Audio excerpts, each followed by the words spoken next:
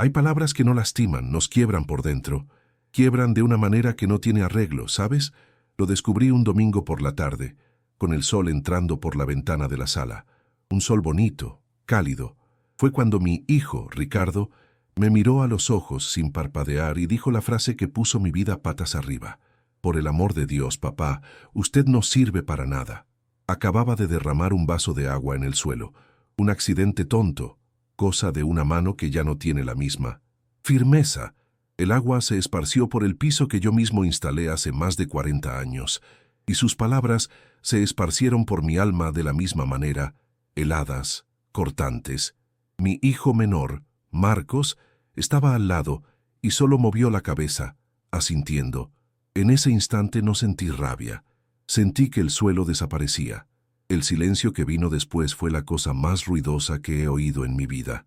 Un zumbido dentro de mi cabeza, mientras mi nuera, Sonia, me miraba con una mezcla de lástima e impaciencia. Estaban allí, de pie, juzgándome. Yo, un hombre de casi 80 años, siendo sentenciado como un trasto inútil dentro de la casa que construí. Cada ladrillo, cada viga, cada teja, todo tenía el sudor de mi rostro. Se sentían tan dueños de todo, tan superiores en su arrogancia, que se olvidaron de un pequeño detalle. Un detalle guardado en una vieja carpeta de cuero, en el fondo de mi maleta. Olvidaron que aquella casa, aquel suelo, aquel techo que los cobijaba, todavía tenía un dueño. Y ese dueño era yo. Escucha esta historia hasta el final, suscríbete al canal y dime, ¿qué harías en mi lugar? ¿Y desde dónde estás viendo? Mi nombre es Amaro, Amaro dos Santos. Hoy cargo con 79 años a mis espaldas. Es un camino largo, ¿sabes? Toda la vida fui carpintero. En realidad creo que todavía lo soy, porque eso es algo que no se te va. El olor de la madera cortada, del barniz. Todavía hoy, si cierro los ojos, siento el polvo del aserrín en el aire, el calor de la lija en la mano, transformando una pieza bruta en algo liso, bonito, útil. Me gustaba eso, dar forma a las cosas, construir algo que iba a durar más que yo. Una silla, una mesa, una puerta. Creía que la vida de uno era así también, que íbamos moldeando, dejando un legado de cosas buenas, de rectitud, una vida bien acabada, sin astillas. Por lo visto, me equivoqué de lleno. Yo no soy de aquí, de esta gran ciudad. Vine del interior, con el polvo de la sequía en el equipaje y unas ganas enormes de trabajar. Tenía pocos estudios, pero mis padres me dieron lo esencial. Decencia y respeto por lo ajeno, honor. Para mí, la palabra de un hombre, un apretón de manos, valía más que cualquier papel firmado. Y fue con ese bagaje que construí todo. Nunca codicié lo que no era mío, nunca engañé a nadie. Mi pan de cada día siempre vino del sudor, del callo en la mano. Yo creía que si uno andaba por el buen camino, la vida nos recompensaba, tal vez no con riqueza, con lujo, sino con paz de espíritu, con una familia unida. Ese era mi tesoro, mi mayor riqueza. Si me miras hoy, verás a un viejo. Eso es lo que ellos ven. Un hombre encorvado, de paso lento, de mano temblorosa. Pero estas manos de aquí, callosas, gruesas, cuentan mi historia. Levantaron paredes, clavaron clavos, acunaron a mis hijos. Siempre fui un hombre de más oír que hablar. Me gusta el silencio. En el silencio uno entiende mejor a las personas, entiende mejor el mundo. Es en el silencio donde uno separa lo que vale de lo que no sirve para nada. Y es en el silencio donde uno toma las decisiones más importantes. Mi fuerza nunca fue la de gritar, de golpear la mesa. Siempre ha estado aquí dentro, quieta, esperando el momento adecuado para actuar. Con mis hijos hice lo mejor que pude, o al menos lo que yo creía que era lo mejor. Yo y mi Elena, que Dios la tenga en su gloria, nos desvivimos para darles estudios, para que tuvieran las oportunidades que nosotros no tuvimos. Quería que fuesen hombres de bien, hombres de valor. Creía que la universidad, el diploma, solo iba a engrandecer lo que enseñábamos en casa, la humildad, el respeto por los mayores, el sentido de la justicia. Queríamos que fueran grandes, pero nunca que se sintieran más grandes que los demás, principalmente más grandes que sus propias raíces. Uno planta una semilla de naranjo esperando que dé naranjas, no espinas. Pero la vida, A veces nos juega malas pasadas. Después de que mi Elena se fue, la casa fue perdiendo el color, el sonido. Me sentía como un mueble antiguo, polvoriento, en un rincón de la sala. Pasaban a mi lado, decían buenos días, buenas noches, pero no me veían de verdad. Yo era solo parte del escenario, una obligación. Me refugiaba en mi antiguo taller, en el fondo del patio, y me quedaba allí, mirando mis herramientas, recordando el tiempo en que mis manos todavía servían para algo. Mal sabía yo que, para ellos, yo ya no servía para nada en absoluto. Aquel domingo solo fue el día en que decidieron decirlo, en voz alta. Mi vida de verdad comenzó el día que conocí a Elena. A mi Elena. ¿Qué falta me hace esa mujer? Tenía una sonrisa que desarmaba cualquier amargura y una fuerza que yo, con todo mi tamaño, no tenía. Nos conocimos en una verbena, de esas de iglesia de barrio. Yo, un palurdo sin gracia, ella, una muchacha de la ciudad, con una mirada dulce y firme. Fue ella quien me enseñó a tener esperanza, a soñar más alto de lo que mi salario permitía. Era el alma de nuestra casa. Hoy, cuando el silencio se vuelve muy pesado, todavía creo que voy a oír su voz llamándome desde la cocina, con aquel olor a café recién colado que te abrazaba incluso antes de tomar la taza. Sin ella, la casa es solo un montón de ladrillos y tejas. Nuestro mayor sueño era tener un rincón al que llamar nuestro. Recuerdo como si fuera hoy el día en que compramos el terreno. Era solo un pedazo de tierra apisonada, lleno de maleza, en un barrio que apenas tenía calles asfaltadas. Pero para nosotros era el paraíso. Nos sentábamos en el bordillo al atardecer e imaginábamos todo. Allí va a estar la sala, aquí la cocina, con una ventana bien grande para que entre el sol de la mañana, como a ti te gusta, Elena. Yo dibujaba las habitaciones en un trozo de papel de pan y ella soñaba junto a mí. Era un proyecto hecho de amor y de necesidad, pero el amor siempre iba por delante. Levantar aquella casa fue la obra de mi vida. Trabajaba todo el día en la carpintería de otros y por la noche iba a nuestro terreno a construir nuestro sueño.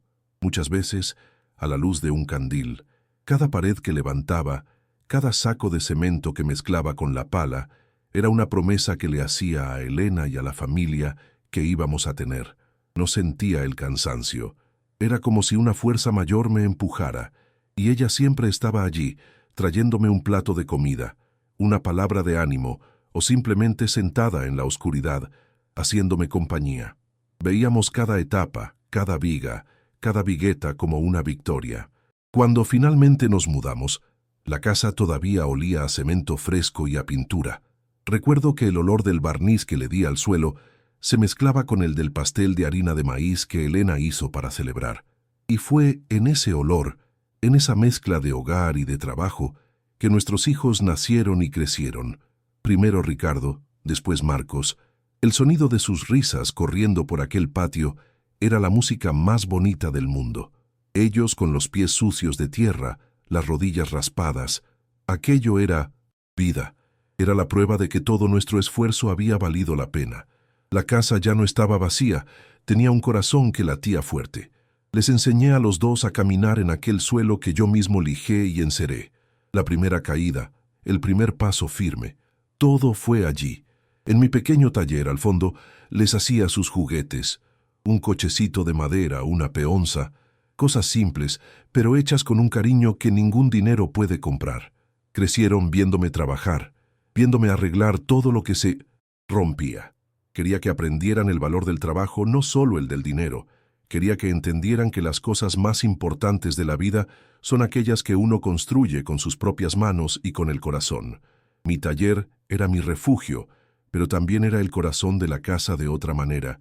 Una puerta que chirriaba, un cajón que no cerraba bien, la silla que el niño rompió de tanto mecerse. Siempre era papá quien lo resolvía. Llama a papá, él lo arregla. Y yo iba, con mi caja de herramientas, feliz de la vida por ser útil, por cuidar de su comodidad.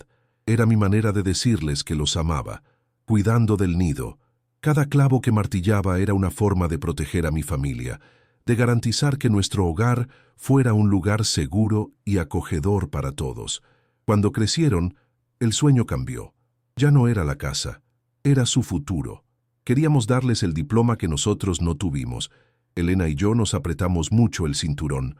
Renunciamos a tantas cosas, a ropa nueva, a un paseo, a una pequeña reforma que la casa pedía. Todo el dinero extra era para pagar la universidad. Yo hacía trabajos extras de carpintería los fines de semana. Elena cosía para afuera. Todo en silencio, sin que ellos se dieran cuenta del tamaño de nuestro sacrificio. Solo queríamos que tuvieran las herramientas adecuadas para construir su propia vida, una vida más ligera que la nuestra. El día de su graduación fue uno de los más felices de mi vida. Yo, un hombre casi analfabeto, con 2 hijos doctores, miraba aquellos diplomas en la pared de la sala y sentía un orgullo que no me cabía en el pecho. Misión cumplida. Les había dado alas para volar a donde quisieran. Creía, de verdad, que había criado a 2 hombres de bien, agradecidos, que sabrían reconocer la raíz de la que provenían. ¡Qué ingenuidad la mía! Mal sabía yo que aquellas alas los llevarían tan lejos de mí, incluso viviendo bajo el mismo techo. Pero entonces Elena se fue, y con ella se fue la luz, la alegría, el pegamento que nos unía. La casa se volvió demasiado grande, demasiado silenciosa. El dolor de su ausencia era un agujero en el pecho que nada llenaba, y fue ahí cuando empecé a volverme invisible. Mis hijos, ya hombres hechos y derechos, cada uno con su vida, sus problemas, pasé a ser una preocupación, una figura que les recordaba la vejez, la finitud. Ricardo, el mayor, se mudó a mi casa con su mujer, Sonia, con la excusa de cuidarme. Al principio, hasta me pareció bien. La casa tendría más gente, más vida. Pero poco a poco me fui dando cuenta de que yo era un huésped. Sonia cambió los muebles del lugar, se quejaba de mis hábitos, de mi hora de dormir. Mis cosas fueron siendo empujadas hacia el cuartito del fondo. Las conversaciones eran siempre sobre sus problemas, su trabajo, su dinero. Yo solo escuchaba, y el respeto, aquel que tanto valoré, se fue transformando en una tolerancia irritada. Yo ya no era el patriarca, el constructor de aquel hogar. Era solo el viejo, el padre de Ricardo. Una carga silenciosa. Y entonces llegó aquel domingo. Un domingo que comenzó como todos los otros. Lento, silencioso. Sonia, mi nuera, había pasado toda la mañana limpiando la casa, y el olor a cera y desinfectante estaba fuerte en el aire. Tenía un orgullo casi enfermizo por aquel piso brillante, un piso que yo había instalado con mis propias manos, pero que ahora parecía ser más suyo que mío. El ambiente ya estaba pesado, no por algún motivo específico, sino por todo lo que no se decía. Solo compartíamos el mismo aire, pero cada uno respiraba en una frecuencia diferente. Yo solo quería un vaso de agua, algo tan simple, tan básico, y fue esa sed la que me llevó al matadero. Mi mano, que ya no es la misma, vaciló. Vi el vaso resbalando, en cámara lenta. Intenté agarrarlo, pero mis dedos no obedecieron. El ruido del vidrio rompiéndose en el suelo fue un escándalo en aquel silencio de domingo. Un sonido agudo, feo, y el agua, la pobre agua, se esparció por el brillo del piso como una pancha, una ofensa. Me quedé allí parado mirando el estropicio, sintiendo un escalofrío en la espalda. Sabía que aquel ruido había roto más que solo un vaso. Había roto la paz forzada en la que vivíamos. Era el detonante que necesitaban, la excusa perfecta que esperaban. La primera reacción vino de Sonia. No gritó. Fue peor. Soltó el aire de sus pulmones en un suspiro largo, cansado, lleno de desprecio. Un sonido que lo decía todo. «Otra vez», murmuró, pero lo suficientemente alto para que yo oyera. Miró al suelo, luego a mí, y meneó la cabeza como si yo fuera un niño incapaz, un problema sin solución. Aquella mirada me empequeñeció, me encogió. Fue la chispa. El verdadero fuego vendría de mi hijo, de mi sangre. Ricardo se levantó del sofá, con el rostro cerrado, duro. Caminó hacia mí, lento, y sentí el peligro en el aire, como un animal acorralado. Se detuvo frente a mí, tan cerca que podía ver la vena latiendo en su frente. Y entonces, con una frialdad que nunca había visto en 1996, aquel niño que crié soltó las palabras. «Por el amor de Dios, papá, no hace nada en todo el día y encima estorba». Su voz no era alta, era rastrera, venenosa, y continuó, cada palabra, un clavo en mi ataúd. Ya no sirve para nada, por lo menos no de trabajo. Sentí que me faltaba el aire. Fue como recibir un puñetazo en la boca del estómago. El mundo giró. No sirve para nada. La frase resonó en mi cabeza una y otra vez. Mi propio hijo. Y para sellar mi destino, para asegurarse de que la herida fuera lo suficientemente profunda como para no cicatrizar jamás, Marcos, mi hijo menor, que estaba allí de visita, dio el golpe final. Él, que siempre fue más callado, más distante, completó la sentencia de su hermano con una tranquilidad aterradora. Es verdad, papá, usted se ha convertido en un peso muerto. Un peso muerto. En eso me había convertido para ellos. Ya no era un padre, un abuelo, el hombre que construyó aquel techo. Era un objeto pesado, incómodo, que estaban obligados a cargar. La confirmación de Marcos dolió más, porque no era rabia, era un hecho. Para ellos era la más pura verdad. En aquel instante, el tiempo se detuvo. Miré los rostros de los dos, y no vi a mis niños, no vi a Ricardo, con la rodilla raspada, llorando en mi regazo. No vi a Marcos, con miedo a la oscuridad, pidiendo dormir en mi cama. Vi a dos hombres extraños, duros, despiadados. Vi a Sonia, en un rincón de la sala, desviar la mirada, haciéndose la desentendida, cómplice. En ese momento, experimenté la soledad más absoluta que un ser humano puede sentir. Estar rodeado de tu familia y al mismo tiempo estar completamente solo, desamparado. No dije una palabra. ¿Para qué? ¿Discutir con quien ya te ha sentenciado? ¿Gritar a quien ya te ha declarado muerto? Con la dignidad que aún me quedaba me agaché. Sentí mis rodillas crujir, mi espalda doler. Tomé un trapo de piso que estaba en el balde de Sonia y comencé a secar el agua y a juntar los trozos de vidrio. En silencio. Juntó. Silencio que gritaba más que cualquier ofensa. Mis manos, las mismas manos que un día levantaron aquellas paredes, ahora limpiaban el suelo de mi propia humillación. Era un gesto de rendición, pero también de despedida. Mientras mis dedos temblaban al recoger los trozos, una película pasaba por mi cabeza. El rostro de Elena. ¿Qué diría ella si viera esa escena? Una vergüenza ardiente subió por mi cuerpo. La vergüenza de ser visto de esa manera, de ser tratado de esa manera. Las lágrimas quemaron mis ojos queriendo salir, pero me las tragué. No les iba a dar el placer de verme llorar. Si yo era un inútil, un peso muerto, que así fuera. Pero todavía tenía mi orgullo. Un orgullo herido, pisoteado, pero todavía mío. Terminé de limpiar todo. Puse el trapo de vuelta en el balde, los trozos de vidrio en la basura. Me levanté, despacio. No miré a nadie. Fui andando en dirección a mi cuarto, que ya no era mío. A cada paso, sentía un pedazo de mí romperse, desprenderse de aquella casa. Ellos se quedaron allí en la sala, en un silencio culpable tal vez, pero nadie me llamó, nadie pidió disculpas, y tampoco hacía falta, porque dentro de mí, en aquella caminata silenciosa hasta mi cuarto, una decisión ya estaba tomada. Una puerta se había cerrado para siempre, y yo sabía que nunca más la iba a abrir. Aquella noche, mi lugar en la mesa de la cena quedó vacío. Oía, desde mi cuarto, el sonido ahogado de los cubiertos, de las conversaciones forzadas, como si nada hubiera pasado. Pero sí había pasado. Para mí todo había pasado. No salí del cuarto, no por despecho ni por orgullo herido, era solo que no podría tragar la comida. Mi hambre había muerto junto con mi respeto.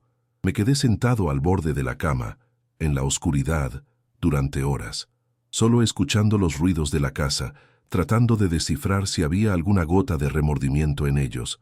No la había. La vida de ellos continuó, normal, y entendí que mi presencia o ausencia allí ya no marcaba la menor diferencia. La decisión que nació en el shock se convirtió en piedra dentro de mí en aquella oscuridad. Esperé a que amaneciera el día siguiente. Oí su rutina comenzar.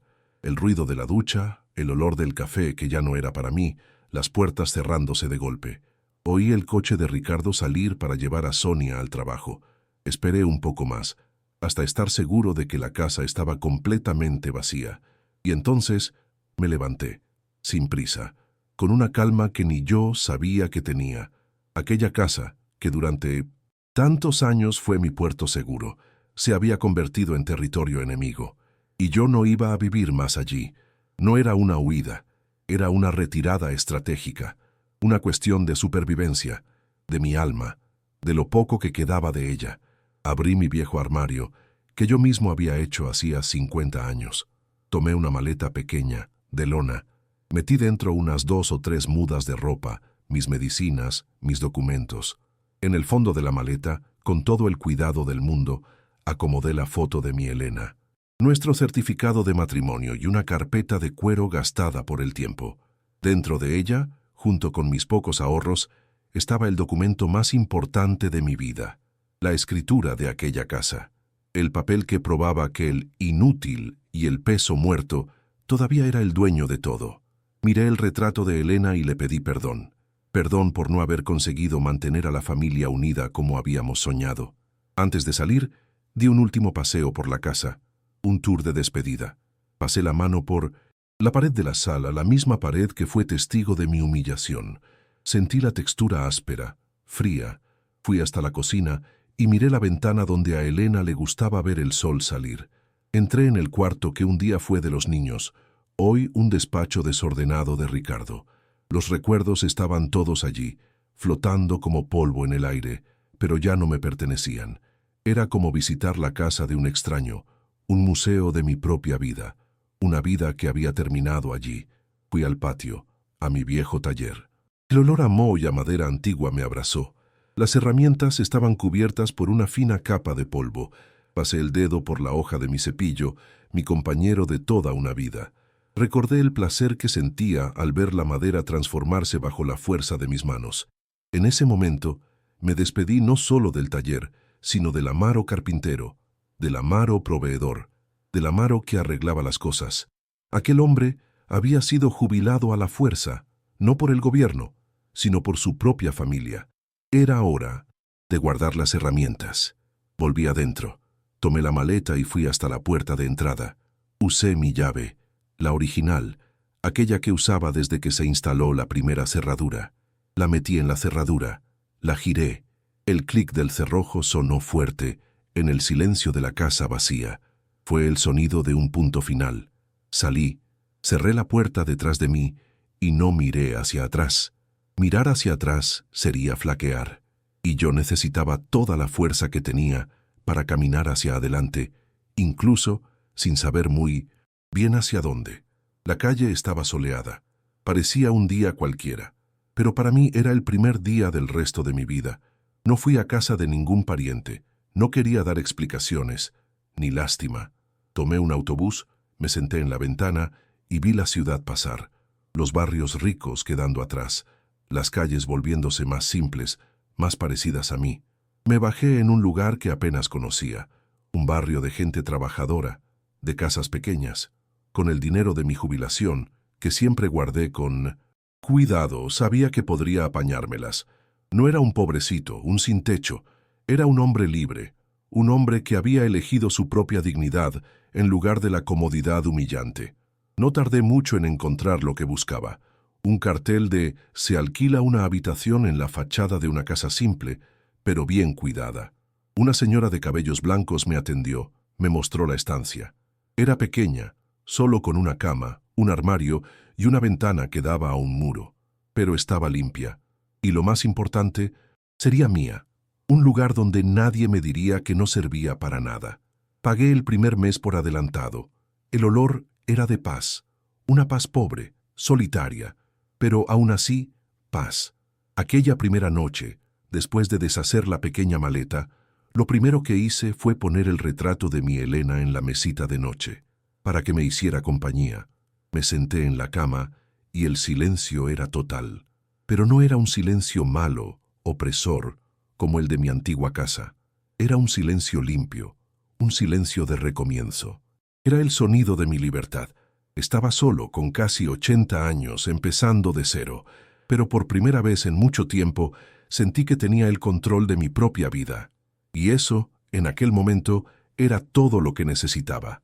Los primeros días en la nueva habitación fueron de un silencio profundo. un silencio que necesitaba para poner mis pensamientos en orden, para lamer las heridas. Poco a poco, empecé a crear una rutina. Por la mañana, caminaba sin prisa por las calles del barrio, observando las casas, la gente, y cada tarde iba a una placita que había allí cerca. Era una plaza simple, con un parque de hierro, unos bancos de madera y un grupo de señores que jugaban al dominó con un fervor de final de campeonato. Al principio, solo me sentaba en el banco más alejado, quieto, y me quedaba allí, viendo la vida pasar, viendo a los niños correr, escuchando las risas. No quería conversar, no quería nada, solo quería sentir que todavía formaba parte del mundo.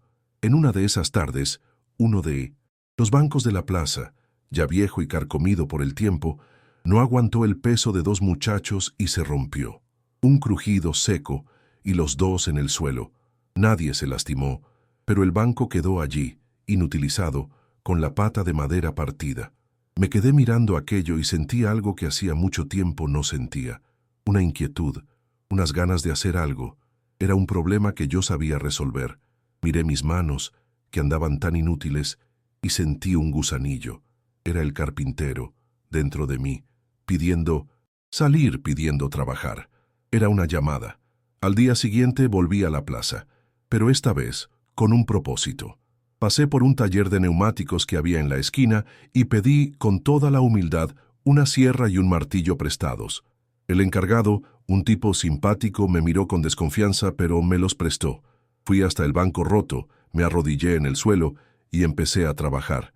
No tenía todo mi equipo, pero la memoria de mis músculos, la sabiduría de mis manos, eso nadie me lo había quitado. Con cuidado cerré la parte rota, ajusté una cuña, clavé unos clavos, el olor de la madera aserrada, el sonido del martillo. Aquello era música para mí. Era yo, siendo yo de nuevo. Los señores del dominó dejaron de jugar para observarme. Las madres con sus hijos en el parque miraban con curiosidad. No me importó. Continué mi trabajo, concentrado. Cuando terminé, el banco no estaba nuevo, pero estaba firme. Estaba fuerte otra vez. Me levanté, limpiando el polvo de mis pantalones, y uno de los viejitos del juego se me acercó. Buen trabajo, amigo. Quedó muy bien, muchas gracias. Un muchas gracias. Así de simple. Una palabra que no oía desde hacía años. Aquello me reconfortó el alma de una manera. El dueño del taller de neumáticos vio desde lejos, sonrió y me llamó para tomar un café. Un café fuerte, caliente, de gente de verdad. La noticia, en un barrio pequeño, corre más rápido que el viento. Al otro día, una vecina llamó a la puerta de mi habitación. ¿Es usted don Amaro, el que arregla las cosas? Yo, un poco cohibido, le dije que sí. Tenía una mecedora de su madre con una pata floja, una reliquia. La arreglé. A cambio, me dio un trozo de pastel de maíz que me hizo recordar a Elena. Y así empezó. Una puerta de armario por aquí, una ventana que no cerraba por allá. Me convertí en don Amaro, el que lo arregla todo. Y el pago era siempre el mismo. Un café, una buena conversación, una sonrisa. Y lo más importante de todo, el respeto. Poco a poco, el banco alejado de la plaza ya no era mi lugar. Fui invitado a completar la mesa de dominó. Al principio perdía todas las partidas. Estaba desentrenado para reír, para charlar, para hacer amigos. Pero ellos insistieron, y pronto ya estaba allí, golpeando la ficha en la mesa con ganas, discutiendo la jugada, hablando de la vida, del tiempo, de los dolores y las alegrías de la edad. Había encontrado una nueva familia, una familia hecha de lazos de vecindad, de respeto mutuo. Ellos no sabían mi historia, de dónde vine, lo que pasé. Solo conocían a Amaro, y para ellos eso bastaba. Hasta a la pequeña iglesia del barrio empecé a ir, no por una fe reencontrada, sino por la paz que sentía allí. Me sentaba en el último banco y me quedaba quieto, escuchando el órgano, viendo la luz entrar por los vitrales de colores. Era un momento solo mío, de conversación con Dios y con mi Elena. Le pedía que me perdonara, que me guiara, y sentía una tranquilidad inmensa. Era un pequeño ritual más que iba cosiendo los retazos de mi vida, dándole un nuevo sentido, un nuevo orden a las cosas. La vida volvía a tener un ritmo, una cadencia. Quien me veía ahora notaba la diferencia. Caminaba más erguido, con los hombros menos curvados por el peso de la humillación. Una sonrisa, aunque tímida, aparecía con más frecuencia en mi rostro. La herida del alma todavía estaba allí. Sentía que dolía por la noche, cuando la nostalgia apretaba. Pero ahora era una cicatriz, un recuerdo de una batalla que había librado y, a mi manera, vencido. Descubrí que mi valor no estaba en la casa que construí, ni en el diploma de mis hijos. Estaba en mis manos, en mi carácter, en mi dignidad. Y entonces venía el pensamiento que era, al mismo tiempo, triste y liberador. Era más feliz ahora, en este cuartito apretado, comiendo el pastel que la vecina me daba, que en aquella casa enorme, llena de lujo y de desprecio. La felicidad, para mí, tenía un olor simple, a café recién colado y madera aserrada. No necesitaba la validación de ellos para saber quién era. Solo necesitaba un lugar donde pudiera ser yo mismo, y lo había encontrado. La justicia de la vida, a veces, no es una venganza. Es solo un recomienzo silencioso, en un lugar que ni imaginábamos. La vida siguió su curso durante algunos meses, mientras yo redescubría el placer de un día tras otro en mi vidita simple. Mi hijo, Ricardo, continuaba su escalada en su mundo de apariencias y ambición. Decidió que era hora de crecer más, de expandir los negocios. Un gran proyecto, un gran riesgo, y para eso necesitaba un gran préstamo en el banco. En su cabeza todo era muy simple. La garantía sería la casa grande, bonita, bien ubicada, el patrimonio sólido que él presentaba al mundo como si fuera suyo. Fue al banco con la certeza de quien se siente el dueño del mundo, sin imaginar que su mundo estaba a punto de derrumbarse. Sentado frente al gerente, en una sala con aire acondicionado, escuchó la frase que desmontó su castillo. Después de analizar los papeles, el hombre del banco lo miró por encima de las gafas y dijo con toda tranquilidad: «Señor Ricardo, hay un problema. Este inmueble que usted ofrece como garantía no está a su nombre. Pertenece, legalmente, a un señor Amaro dos Santos». Me imagino la cara de mi hijo, la incredulidad, después la rabia y, por último, el pánico. El suelo que pisaba, que creía tan firme, era de arenas movedizas. La humillación que me hizo pasar, la vida, de una manera retorcida, se la estaba devolviendo. La desesperación lo golpeó. El tiempo corría, los negocios esperaban. Me necesitaba mi firma. Y entonces tuvo que tragarse el orgullo e ir en busca del padre que había desechado.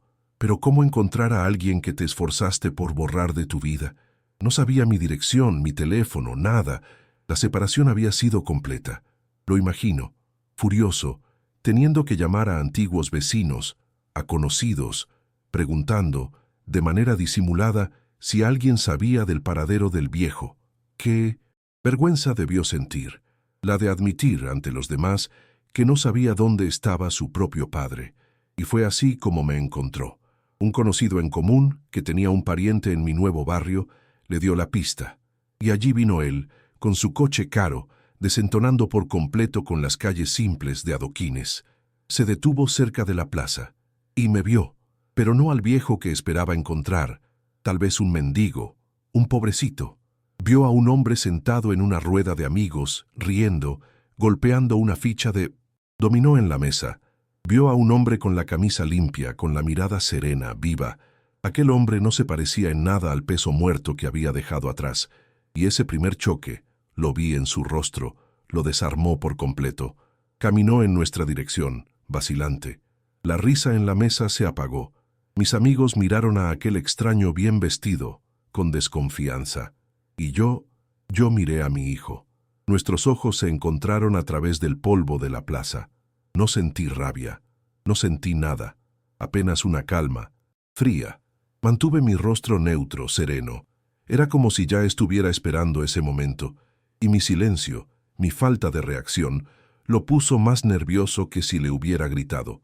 Se detuvo frente a nuestra mesa, sin saber qué decir. La conversación, si es que se puede llamar así, fue incómoda. Empezó con una mentira descarada. «Papá, desapareciste». Estábamos preocupados. Continué en silencio, solo mirándolo. Dejé que su mentira muriera en el aire. Mis amigos, sin entender nada, se quedaron callados, respetando el momento. Viendo que la farsa no iba a colar, Ricardo fue directo al grano, atropellando las palabras, la urgencia escapándose en cada gesto. Explicó la historia del banco, del préstamo, del negocio. Habló de la escritura de la casa como si fuera un pequeño problema burocrático, un detalle a resolver. Y entonces vino la petición. Necesito que colabore, papá. Es solo firmar unos papeles. Terminó de hablar y se quedó mirándome, con una expectativa ansiosa. Colaborar. La palabra resonó en mi cabeza. No vino a pedir perdón. No vino a preguntar si yo necesitaba algo. Vino a pedir una firma. Vino a usar lo único en mí que, para él, todavía tenía alguna utilidad. Mi nombre en un papel. El poder, por primera vez en la vida, estaba en mis manos. El inútil, el peso muerto, ahora era la llave que abría o cerraba la puerta del futuro de mi hijo. Y yo simplemente le devolví la mirada, en silencio, dejándolo ahogarse en su propia agonía. La respuesta estaba allí, en mi mirada, pero él no sabía leerla. El silencio en la plaza era pesado. Mis amigos del dominó, sin entender la historia, pero sintiendo el peso del momento, me miraban, esperando una reacción. Y yo miraba a mi hijo, Ricardo, pero no veía solo al hombre de 45 años, desesperado frente a mí. Veía al bebé que sostuve en brazos, al niño al que enseñé a caminar, al joven lleno de sueños que ayudé a formar, y veía también al hombre frío que escupió las palabras que me quebraron. Todo, junto, mezclado. Dentro de mí una guerra. El padre que ama incondicionalmente contra el hombre, que aprendió a amarse y a respetarse de nuevo. ¿Ayudar o dejar que la vida le diera la lección que yo no pude darle? No respondí. La prisa era suya, no mía. Con la mayor calma del mundo me giré hacia el dueño del pequeño bar que hay en la plaza. Don Carlos, tráigame 2 cafés, por favor. Uno amargo para mí y otro con azúcar. Aquel gesto simple rompió la tensión, o tal vez la aumentó. Yo estaba en mi territorio, a mi ritmo. Yo tenía el control. Don Carlos trajo las 2 tazas pequeñas, humeantes, en una bandeja. Tomé una y se la extendí a mi hijo, que me miraba sin entender nada. Él quería una respuesta, un sí o un no, y yo le estaba ofreciendo café. «Toma un café, hijo mío», dije la frase despacio, y la palabra hijo salió con un peso enorme. Era un recordatorio de quiénes éramos o de quiénes deberíamos ser. Él vaciló, pero tomó la taza. Su mano temblaba un poco. El hombre de mi negocios, el dueño del mundo, estaba allí, vulnerable, dependiendo de una firma del padre al que llamó inútil. Y yo, en lugar de dar la respuesta, lo invité al ritual más simple y más brasileño que existe: tomar un café. Era una forma de decir que, antes de cualquier negocio, de cualquier papel, existía una historia entre nosotros, y era esa historia la que necesitaba ser resuelta. Mientras él sorbía el café, impaciente, mi cabeza trabajaba. Si firmaba ese papel, ¿qué pasaría? Él resolvería su problema. Tal vez me daría las gracias. Tal vez incluso me ofrecería volver a casa. Y después, a la primera dificultad, al primer vaso de agua derramado, volvería a ser el peso muerto. Le estaría diciendo que no hay consecuencias para la crueldad, para la ingratitud. Estaría renunciando a mi paz, a mi dignidad, a cambio de un lugar en una casa donde mi alma no era bienvenida. Sería salvar su negocio y matar, de nuevo, mi espíritu. Pero, ¿y si no firmaba? Podría estar destruyendo todo lo que él construyó. Podría estar llevando a mi propio hijo a la bancarrota. El amor de un padre tiene estas cosas. Uno quiere proteger a su cría, incluso cuando la cría se convierte en un lobo y nos muerde. Podría dormir por la noche sabiendo que tenía la sartén por el mango y dejé que mi hijo cayera al abismo. Debajo de esa coraza de arrogancia todavía estaba mi niño. Una parte de mí, la más antigua, la más terca, todavía quería extender la mano. Era una elección imposible, entre mi paz y la suya, entre la justicia y el perdón. Mi mano, casi por voluntad propia, fue al bolsillo de mi pantalón. Sentí el manojo de llaves, la llave de mi cuartito alquilado, pequeña, solitaria, la llave de mi libertad. Y en mi mente vi la otra llave, la original de la casa grande, guardada junto con la escritura en la carpeta de cuero. Una llave abría la puerta a mi paz, la otra abría la puerta a su salvación. ¿Qué puerta era más importante cerrar? ¿Cuál valía más la pena abrir? Había pasado toda la vida abriéndoles puertas a ellos. Quizás por primera vez debía mantener una cerrada. Tomé un sorbo de mi café amargo. Miré profundamente a los ojos de Ricardo. No había odio en mi mirada. Quizás una tristeza inmensa, una tristeza por los dos, por todo lo que habíamos sido y en lo que nos habíamos convertido. Él no entendió mi mirada. Solo veía a un viejo terco, retrasando su vida. No veía el dilema de un padre que necesitaba elegir entre ser justo y ser padre. La respuesta no estaba en mi boca. Estaba en ese silencio, en el poder de finalmente poder elegir, de saber que mi valor ahora era incuestionable. Terminé mi café. Puse la taza vacía en el platillo, haciendo un ruido suave. No dije que sí, no dije que no. Simplemente me levanté, apoyé la mano en el banco que había arreglado y miré el sol que comenzaba a ponerse en el horizonte, pintando el cielo con colores de fuego y de melancolía. Una casa no está hecha solo de ladrillos, amigo mío. Está hecha de memoria, de respeto. Está hecha de cada gota de sudor y de cada pizca de amor que depositamos en los cimientos. Cuando uno olvida quién levantó las paredes, corre el riesgo de quedarse a la intemperie, no de techo, sino de alma, y esa es una morada mucho más fría, mucho más oscura. ¿Esta historia tuvo sentido para ti también? Cuéntame, ¿tú habrías perdonado?